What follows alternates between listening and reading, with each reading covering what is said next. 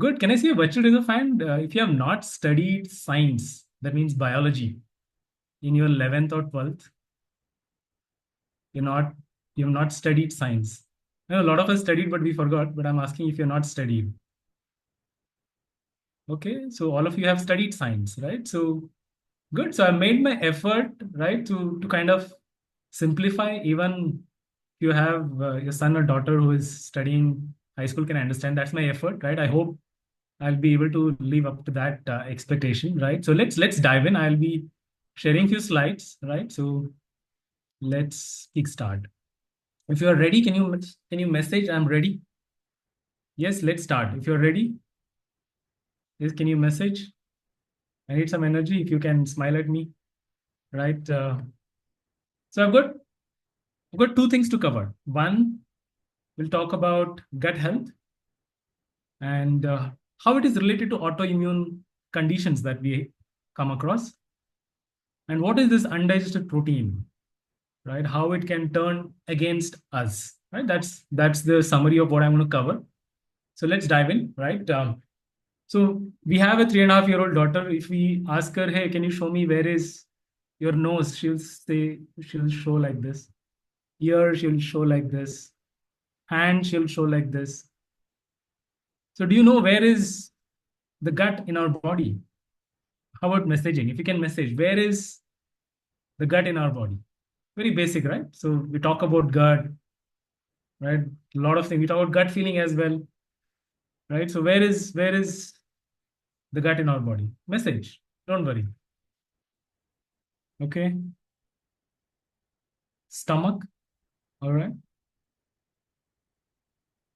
Abdomen, intestine. All right. Right. In fact, it's a very complex system. Gut cannot be coined as an organ itself, right? It communicates with so many other things. It's a system by itself, right? We have immune system, lymphatic system, the entire this gastrointestinal tract, what we call, starting from your mouth until anus, right? So what you see in this colorful picture, right? Apart from liver and pancreas, everything belongs to gut, right? What we call as gastrointestinal tract. So it's not, you cannot pinpoint and say it's starting from mouth to the anus. So that is a little background about gut. So now let's understand what is microbiome. Where are these present, right? In fact, in our body, there are trillions of microbes present inside our body. They're living inside our body. It could be bacteria, virus, fungi, parasites, lot many. If you look at the number, it's trillions.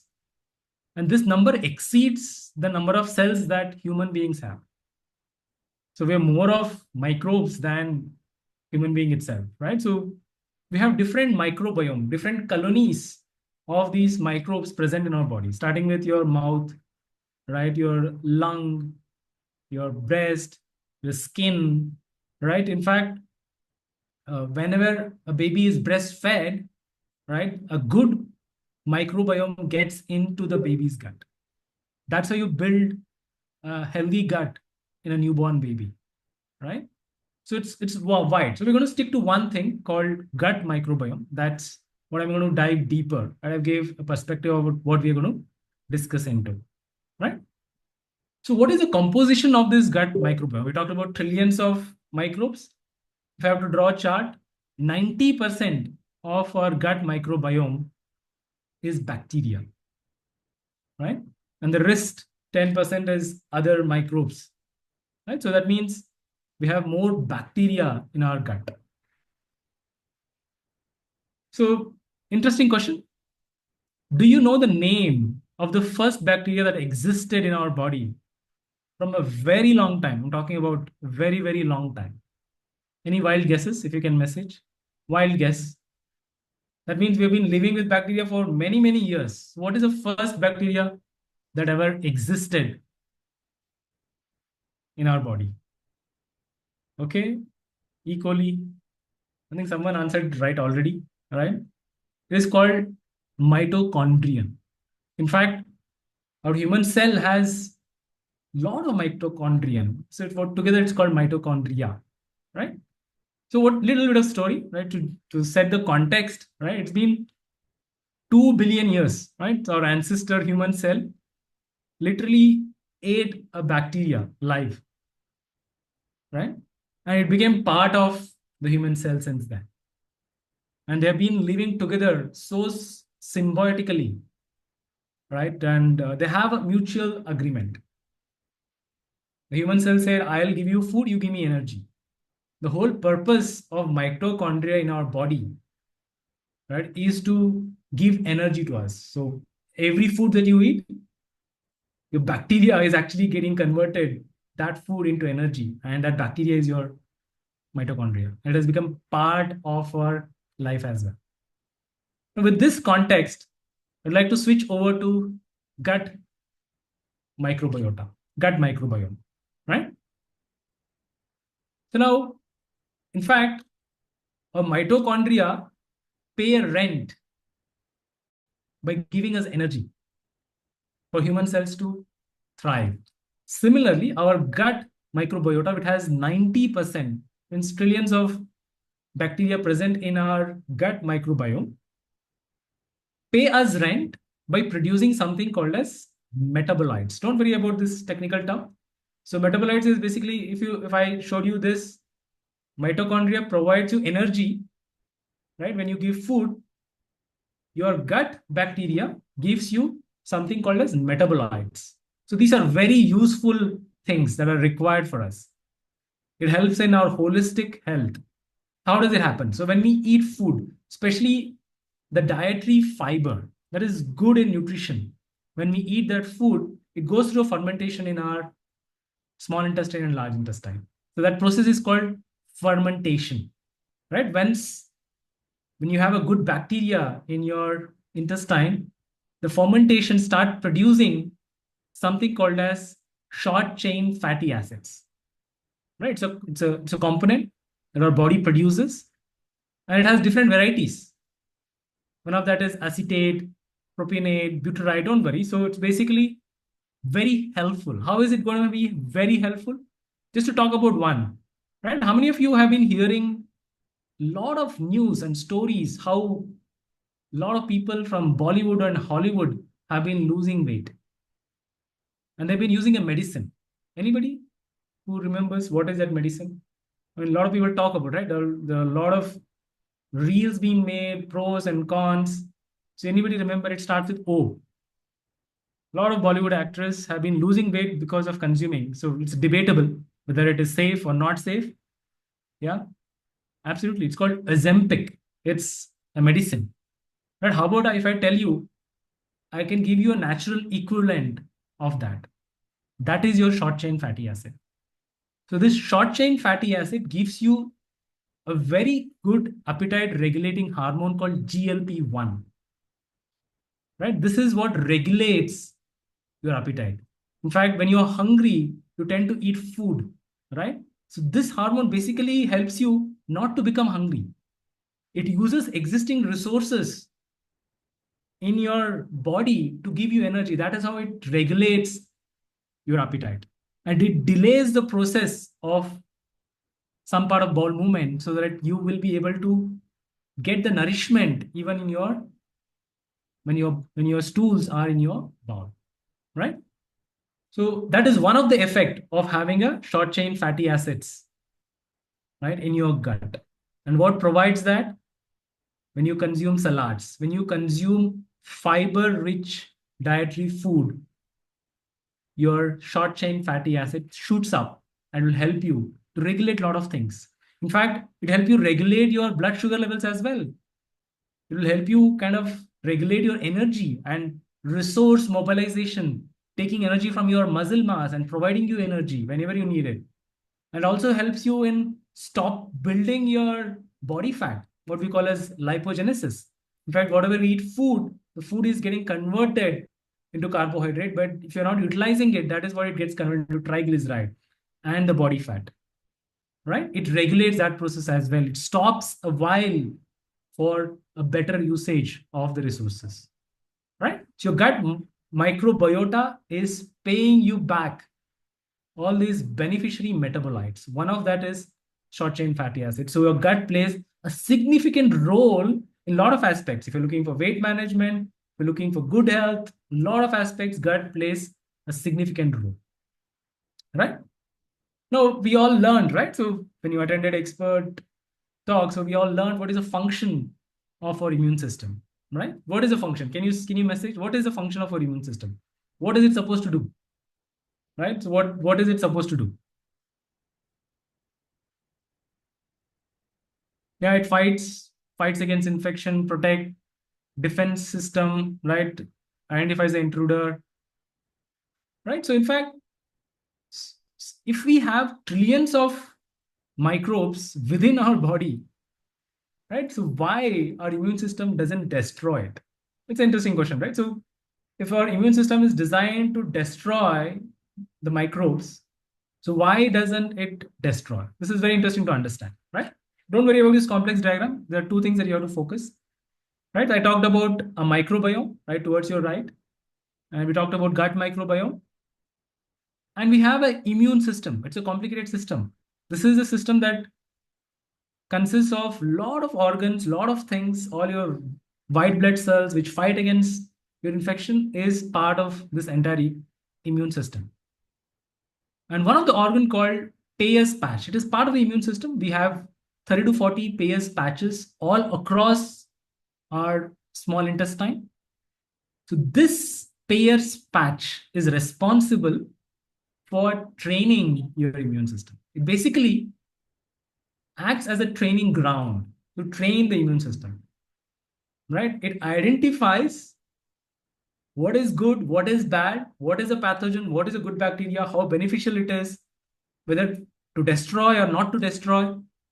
This entire design is encoded in every DNA of ours. So Peyer's patch will be able to train, evolve the immune system, right? When the baby is born, only innate immune system is active, right? When baby starts getting mother's breast milk, that is where it starts training certain good and bad bacteria that comes through that, right? So Peyer's patch plays a very significant role in ensuring it doesn't destroy your gut bacteria. That's why we have trillions of them still present, because we have a symbiotic relationship with those bacteria. So it's very crucial. It acts as functional tuning. It fine tunes, making sure your bacteria, which is good for you, has not been destroyed, right?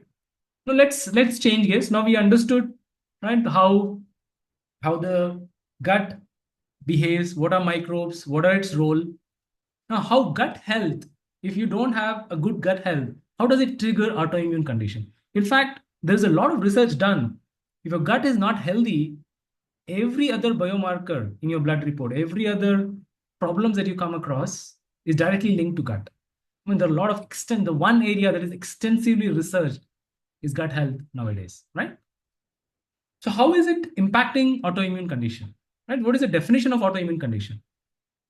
So we learned about immune system trying to attack a defender, right? What happens sometimes our immune system start attacking our own healthy cells. It could be part of your thyroid, it could be part of your skin, it could be part of your pancreas. So why does that happen? Why does our own immune system, if it is so smart, as we said, to detect a good bacteria from a not good bacteria, why is it not smart enough to identify this element and why it is attacking us? When it starts attacking us, it is horrible attack.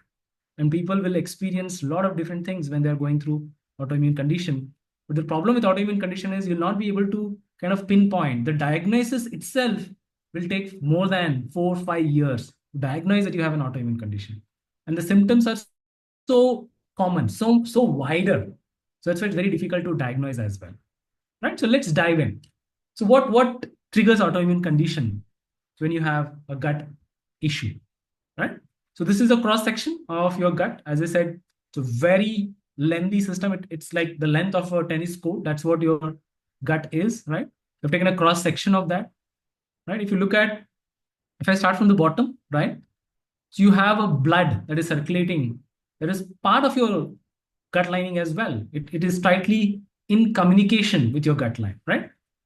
And you start noticing a tight junction, right? This is your cells, right? I hope you know our body has trillions of cells as well, right? This is something called as mucosal membrane cells. They are tight. There is no gap in between.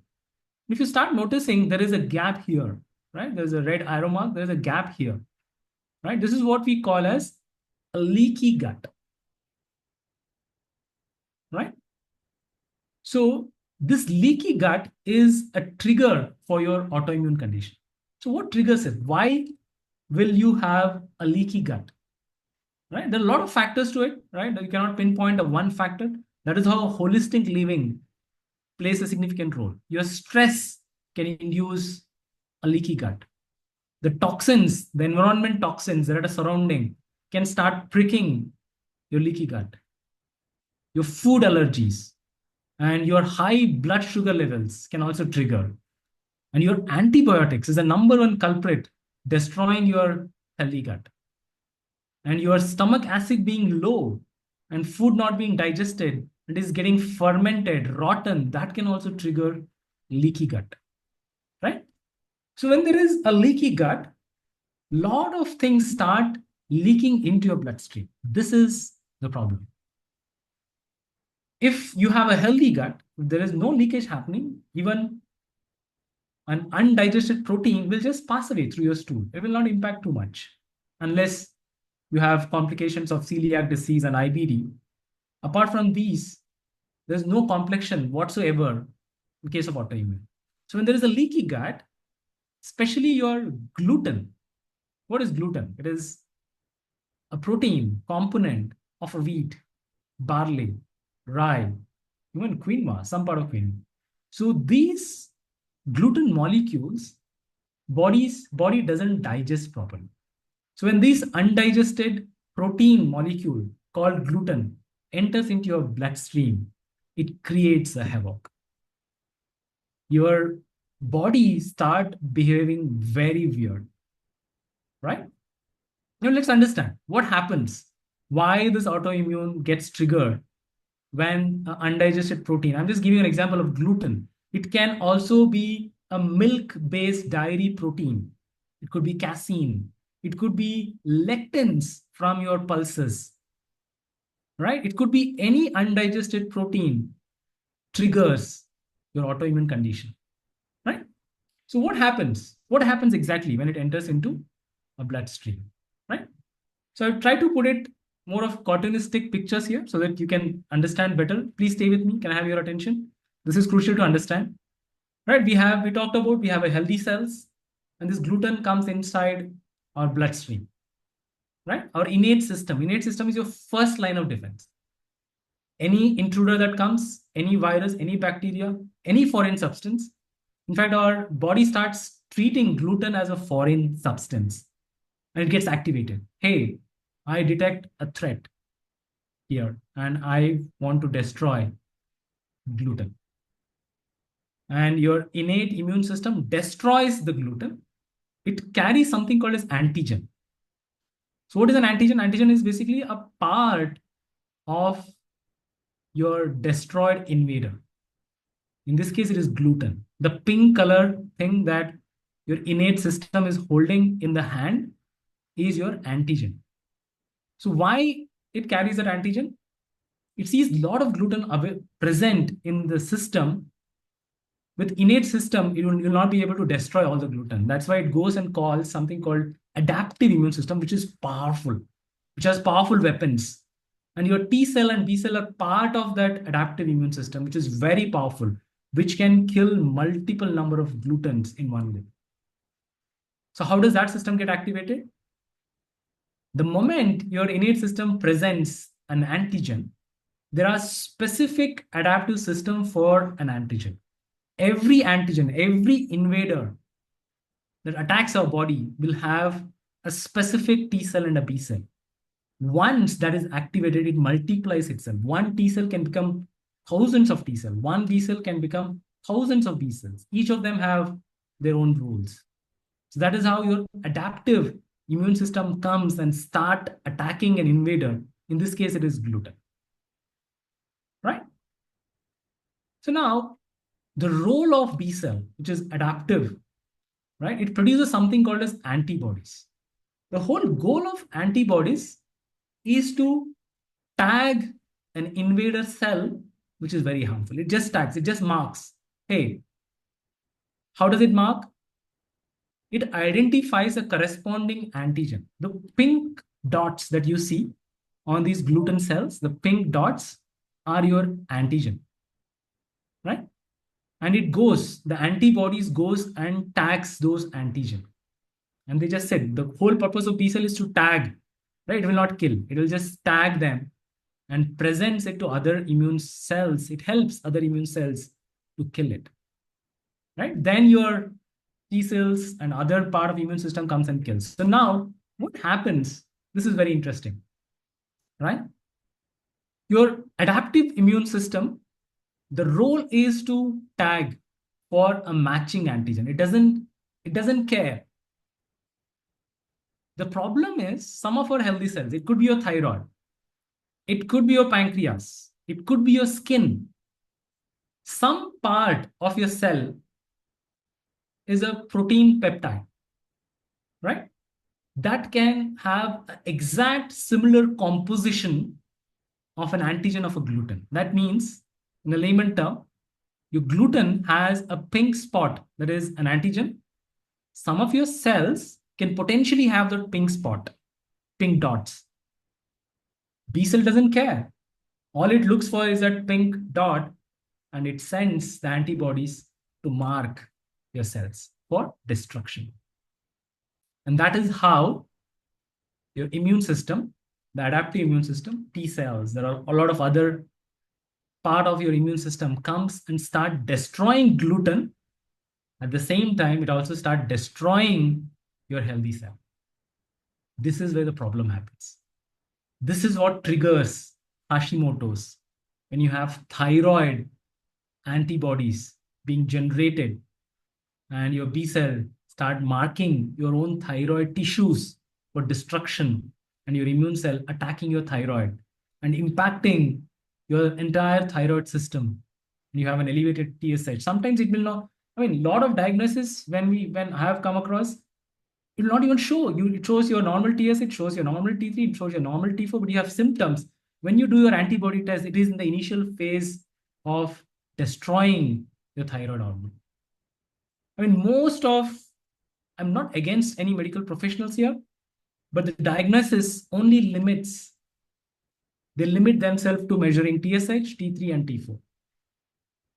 I would recommend, if you have any thyroid problem, you have to measure your antibodies to understand whether your thyroid is caused by autoimmune case or if it is something else. Something else could be deficiencies.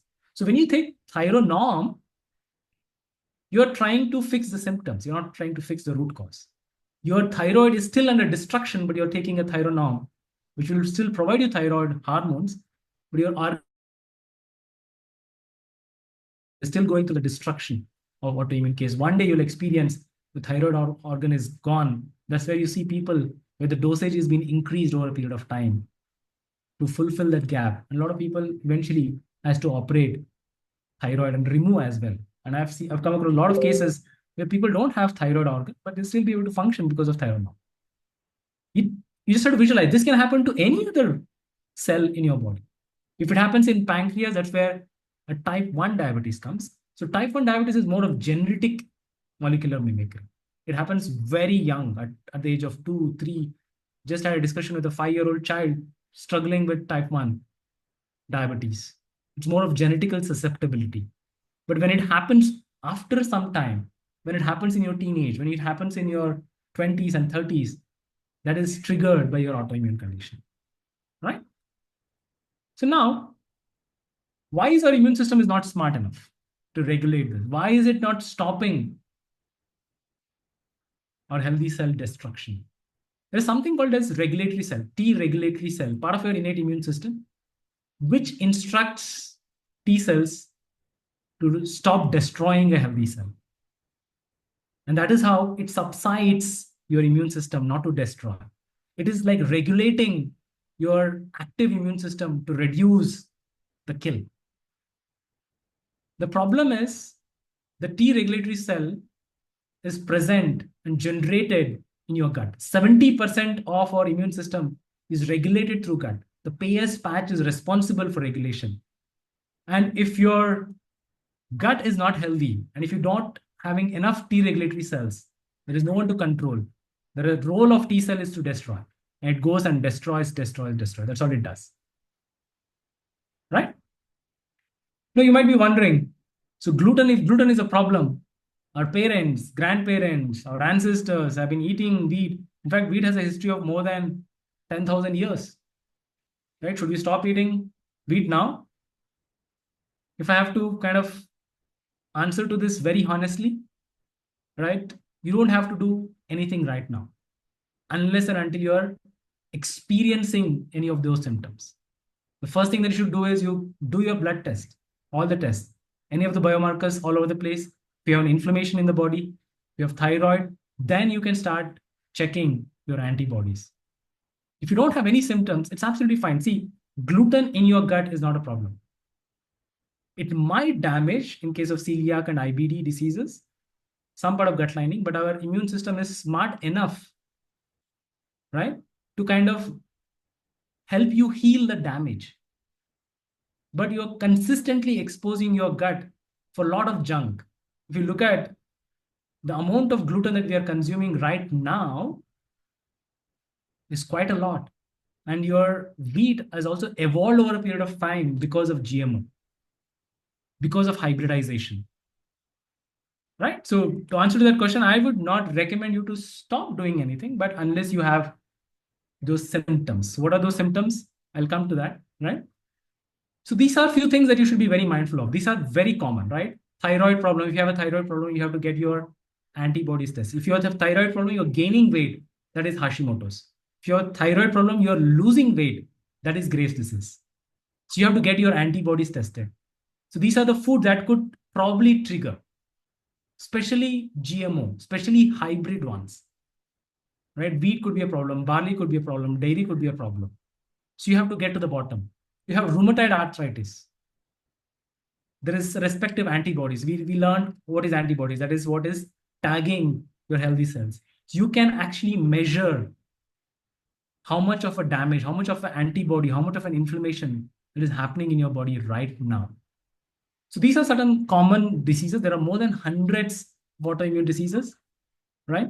But here are some symptoms if you want to take a screenshot. If you're gaining weight, have you done your blood test? Do you have a thyroid? Do you have any other problem? Do you have inflammation in your body? Then you go for an antibody test. Any of these, it could be in your family. I mean, you learned this. Can you pass this knowledge to your family? Hey, if you have a thyroid, have you done your antibody test? A lot of your parents, a lot of your siblings, a lot of people have thyroid, but have they bottomed out if it is autoimmune or something else? That is something that can be done only through an antibody test. So how to maintain a healthy gut? So gut plays a crucial role, right? We talked about for an autoimmune condition, for what not, right? Here are some tips, right? Say no to processed food, right? It's a common tip, right? Lots of fiber into your body. That is how your short chain fatty acids kicks in, and it helps you heal a lot of aspects in your life. Stress. There's a lot of research how stress impacts your gut. In fact, IBD, the trigger is stress. All the IBD diseases, the trigger has been stress, right? So choose a high quality animal protein, animal foods that you are consuming. If you're consuming any meat, we would recommend grass-fed. We would recommend you to consume organically grass-fed meats and eggs, free-range eggs, right? So eat quality plant-based foods, right? And antibiotics should be reduced as much as possible. The problem in India is antibiotics is available over the counter. You can just go and ask, they will give you. I was in UK, you need a doctor's prescription to buy an antibiotic. In India, it's not the case. You can go and buy, right? Alcohol, smoking, sleep also plays a crucial role, right? Stay away from these enemies: ultra processed food, sugar, refined oil, and alcohol, right? And increase your probiotics and prebiotics. So what is the difference? So probiotic will have a live microbe in it. For example, your curd has a lot of bacteria in it. It is live. So that is a probiotic. You have to consume more of yogurt, more of even pickle is a very good probiotic because it has a live bacteria in it, right? Also include prebiotics, which actually feeds your bacteria, which actually feeds your probiotics, right? Good fiber from your food, from your fermented food, right? I have listed for you here, right? Please include, it can help you, right? So nourish your gut with the right foods, and your bacteria inside your gut will say thank you. That's all I have to share. I hope it was valuable, right? Back to Yogi.